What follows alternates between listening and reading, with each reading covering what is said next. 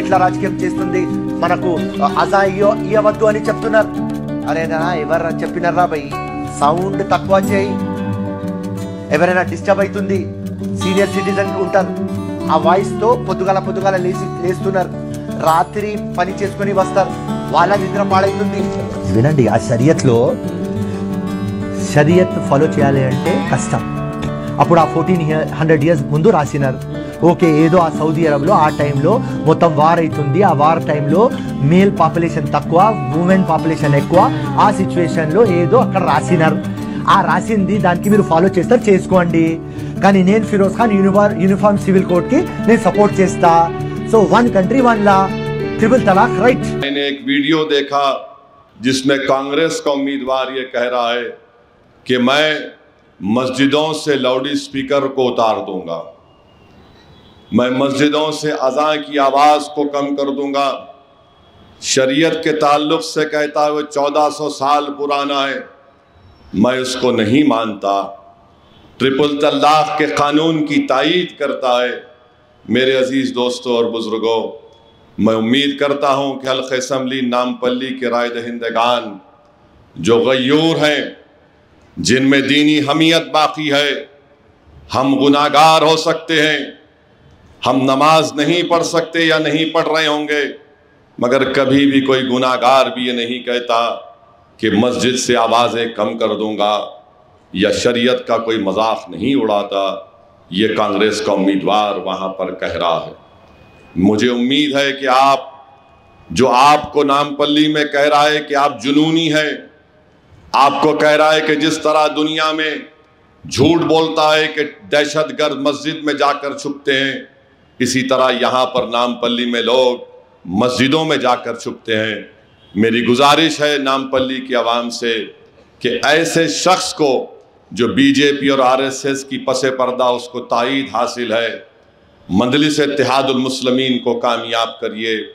ऐसे शख्स को जो पूरे माहौल को ख़राब करना चाहता है, और अकबरुद्दीन ओवैसी ने अपनी तकरीर में कहा, एक नमूना काफ़ी है, 2 नमूने की हैदराबाद को ज़रूरत नहीं है। दूसरी जगह आप देखते हैं गोशामैल की असम्बली है, गोशामैल की असम्बली में मजलिस का उम्मीदवार कभी नहीं था, महाराजगंज था नाम, 2009 में गोशामहल बना। सवाल ये पैदा होता है कि राहुल गांधी अगर नामपल्ली को आ सकते हैं तो क्या गोशामहल को नहीं जा सकते? सोचो, आप बाजार घाट तक आए, बाजार घाट पर आकर 6 मरतबा मेरा नाम लिए, बहुत शुक्रिया राहुल गांधी, मालूम हो गया कि अब ख्वाब में भी मैं आ रहा हूं तुम्हारे। मगर ना गोशामहल उन्हों गए, ना उनकी बहन साहिबा गई, ना आरएसएस अन्ना गए। अब बताओ क्यों नहीं गए तुम? क्या ढील हुई तुम्हारी जो तुम गोशामहल नहीं गए? मेरे अजीज दोस्तों, ये इनका असली चेहरा है। निज़ामाबाद में मजलिस ने उम्मीदवार नहीं खड़ा किया, 16 कॉरपोरेटर मजलिस के एक डिप्टी मेयर है। हम इसलिए नहीं खड़ा किए कि आरएसएस को शिकस्त देना, तो कामारेड्डी से एक साहब को ले जाकर वहां डाल दिए, और उनका काम सिर्फ इतना ही है कि कामारेड्डी से बीजेपी जीत जाए। कोरठला है, कोरठला में कांग्रेस बीजेपी के लिए काम कर रही है। निर्मल है, कांग्रेस बीजेपी के लिए काम कर रही है ताकि निर्मल में बीजेपी जीत जाए। आदिलाबाद टाउन है, कांग्रेस काम कर रही है ताकि आदिलाबाद में बीजेपी जीत जाए। करीमनगर टाउन है, कांग्रेस काम कर रही है बीजेपी के लिए ताकि वहां से वो बंडी जीत जाए। अरे कितनी मिसालें आपके सामने रखूं मैं। महेश्वरम है, वहां पर कांग्रेस काम कर रही है ताकि बीजेपी जीत जाए। मैं आपको पहले से ही बाखबर कर दिया था कि इस असेंबली के इलेक्शन में तेलंगाना के बहुत से ऐसे असेंबली सीटों पर कांग्रेस बीजेपी आरएसएस मिलकर लड़ रही है, क्योंकि कांग्रेस का सदर तेलंगाना का वो आरएसएस ही बड़ा पला बुड़ा, और उसमें आरएसएस की वो सोच आज भी जिंदा है और कल भी रहेगी। तीसरी बात जो मैं आपके सामने अर्ज करना चाहता हूं कि पोलिंग के दिन खुदारा मोटरसाइकिल पर निकल कर मत फिरो नौजवानों। पहले अपने वोट का इस्तेमाल करो। मजलिस के अराकीन और मजलिस के जिम्मेदारों से कह रहा हूं कि आप भी अपना वोट डालिए और पुरअमन तरीके से अपनी पोलिंग को करवाइए। ये बात बहुत ज़रूरी है।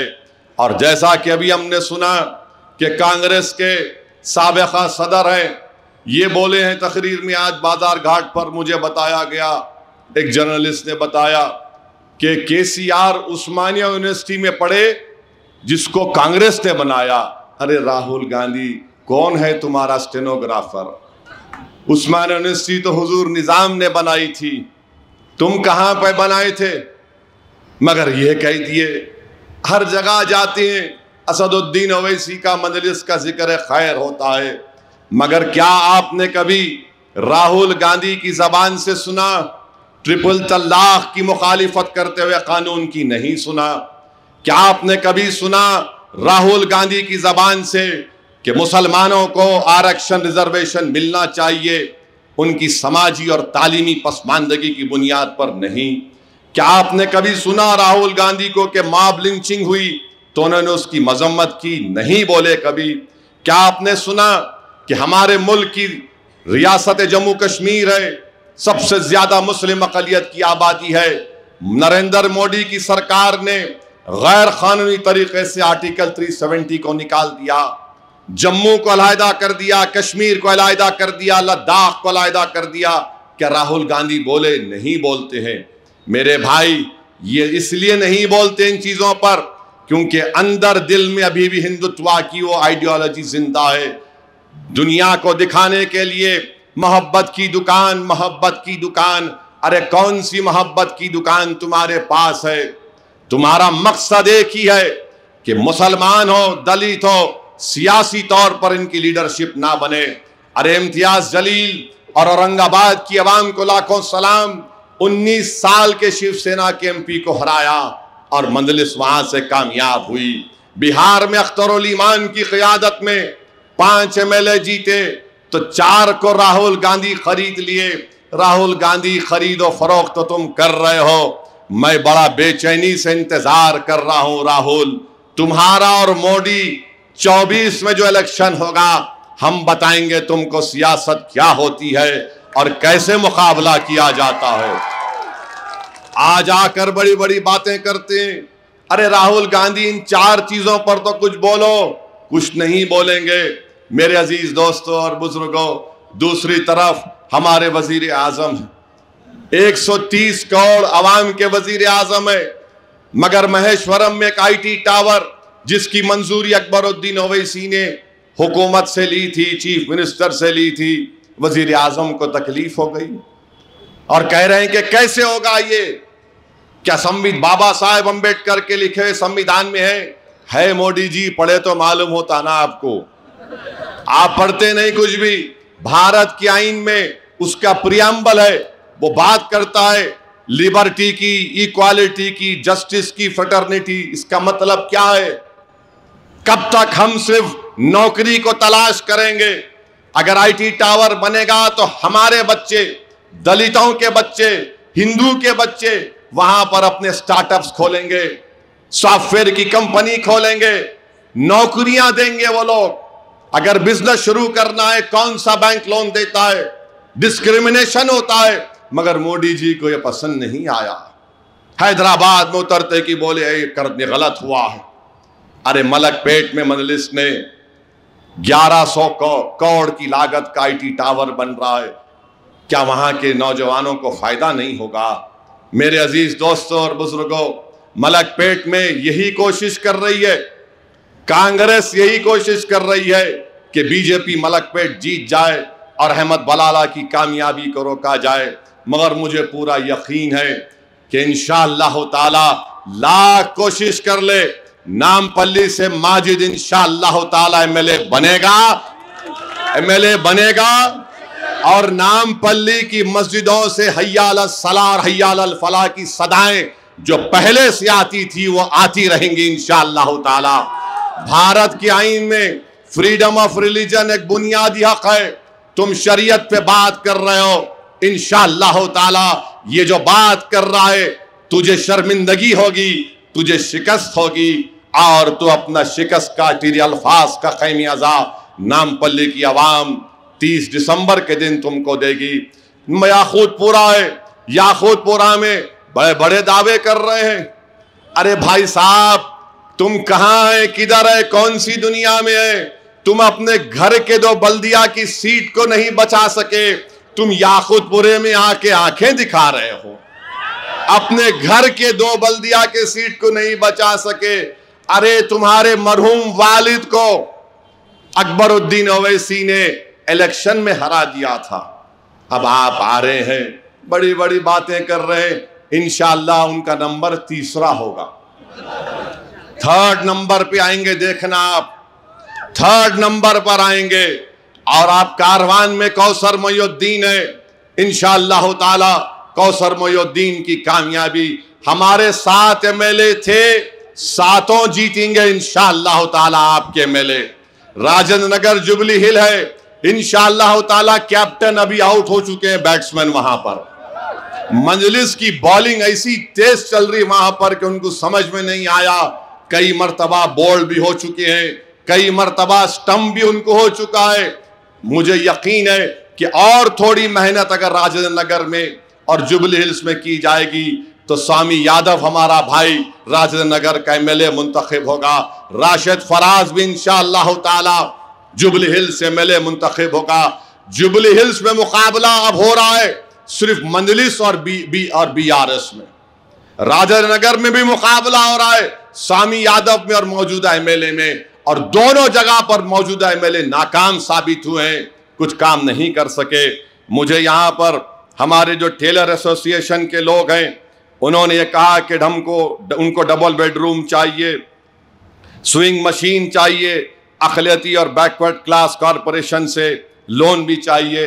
इंशाअल्लाह ताला हमारी पूरी कोशिश होगी कि ये जो टेलर एसोसिएशन के लोगों ने हमसे गुजारिश की है, इलेक्शन के बाद इंशाअल्लाह हम कोशिश करेंगे।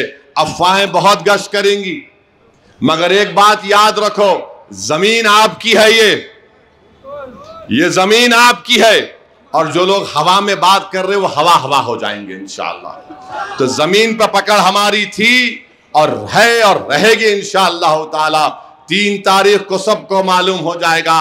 जो बड़े बड़े खुशियां मना रहे हैं, जो बड़ी बड़ी बातें कर रहे हैं, मुझे यकीन है कि मजलिस ने जो तेलंगाना के असेंबली इलेक्शन के सिलसिले में जो सियासी हिकमत अमली को इख्तियार किया, जो सियासी फैसला लिया, अल्लाह सुब्हानहू तआला उसकी लाज रख लेगा। अल्लाह सुब्हानहू तआला उसकी लाज रख लेगा। और याद रखिए, कांग्रेस हो या बीजेपी हो, ये दोनों कभी नहीं चाहेंगे कि आपकी सफ़ों से कोई क़यादत रहे। वो कभी नहीं चाहेंगे कि आप लीडर बने। इम्तियाज जलील से अख्तरुल ईमान से क्या दुश्मनी है? क्या इम्तियाज जलील या अख्तरुल ईमान ने कुछ उनका लिया है?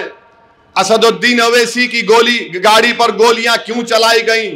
क्योंकि हम भारत के कोने कोने में जाकर आवाम से अपील कर रहे हैं कि लीडरशिप अपनी बनाओ, कायद बनो, वोट देने वाले मत बनो, वोट लेने वाले बनो। तो ना मोदी को पसंद, ना राहुल को ये बात पसंद। और राहुल गांधी और मोदी मिलकर, अरे चुनाव 119 पर हो रहा है, मगर अल्लाह का शुक्र है कि शेरवानी से परेशान है, मंजलिस से परेशान है। और मंजलिस की कामयाबी को रोकने के लिए मोदी 3 दिन गुजारे हैदराबाद में। मोदी जी, कैसा दिखा हैदराबाद आपको?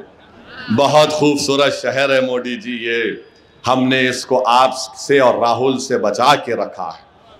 इस शहर को हमने मोदी और राहुल से बचा के रखा है। इस रियासत की ताकत को हमने मोदी और राहुल के नापाक अज़ाइम से उसको बचा के रखा है। तो तेलंगाना की आवाम इस बात को नोटिस ले और एक अच्छा फैसला लें। 3 दिन मोदी हैदराबाद में गुजारे, 3-4 दिन शायद राहुल भी यहीं गुजारे। अच्छा है, हैदराबाद को आओ। यहाँ पर राहुल जी खिलवत में हकीम साहब है, क्या नाम है उनका? हाँ, इंतकाल हो गया, मरहूम का इंतकाल हो गया। 50 साल के हो गए माशाअल्लाह। अल्लाह आपको और सेहत दे, मगर मेरे पीछे पड़ गए आप। देखिए, याद रखिए, हम सालार के पैरों के पास बैठ के सियासत सीखे। और सालार ने कई चीज़ें सिखाई। उसमें एक चीज़ सालार ने बताई कि कभी किसी का कर्जा बाकी नहीं रखना। राहुल गांधी, तुम 50 साल के हो चुके हो, मैं माशाल्लाह शादीशुदा भी हूँ, माशाल्लाह औलाद भी है। अब आप बताओ आपका क्या करना। अब बोलते यार यार, अरे मेरे भाई 50 साल के बाद तो यार की याद आएंगी ना, तो आप कुछ कर लो इंतजाम, कुछ कर लो इंतजाम। अरे ये क्या कर रहा है आपका आरएसएस सन्ना, कुछ तो करा दे प्यारे, कुछ तो फायदा करा दे। मगर हम पे इल्जाम लगा रहे हैं। इंशाअल्लाह इल्जाम कुछ नहीं होगा, ये सिर्फ इल्जाम लगा रहे। अरे 60 साल से मंजलिस पर इल्जाम लग रहा, मगर लाखों सलाम आप पर। अल्लाह सुब्हानहू तआला ने फजल और करम किया और अल्लाह ने हमको कामयाब और कामरान किया। इल्जामात लगते रहेंगे मेरे भाई। जो सच्चाई के रास्ते पर जिद्दोजहद कर रहा है तो इल्जाम तो लगेगा। जितने इल्जाम लगेंगे उतनी शिद्दत से हम मुकाबला करते रहेंगे। मेरी आपसे गुजारिश है कि आरएसएस बीजेपी मुत्तहिद होकर मजलिस के खिलाफ आ रही है। आप तमाम से अपील है कि और अपने इत्तेहाद को मजबूत करिए। मेरी अल्लाह से दुआ है कि अल्लाह सुब्हानहू तआला नबी करीम सल्लल्लाहु अलैहि वसल्लम के सदक़े तुफ़ैल में सरज़मीन हैदराबाद को पाक और साफ रखे। अल्लाह यहाँ से फिस्ताई ताकतों को, यहाँ से फ़िरका परस्त ताकतों को अल्लाह अपने फजल और करम से कांग्रेस, बीजेपी, आरएसएस, राहुल और मोदी को एक इबरतनाक शिकस्त से नवाज दे। या अल्लाह गोशा महल से जिसने बकवास बकी, अल्लाह उसको शिकस्त दे दे, मजलिस को सुरखरू कर दे, मजलिस के उम्मीदवारों को कामयाब कर दे। तुझे वास्ता है नबी करीम सल्लल्लाहु अलैहि वसल्लम का। अल्लाहुम्मा सल्लि अला सय्यिदिना मुहम्मदिन अब्दिका रसूलिक रब्बि उम्मी व आलिहि वसहबिहि वसल्लम। अस्सलामु अलैकुम व रहमतुल्लाहि व बरकातुहू।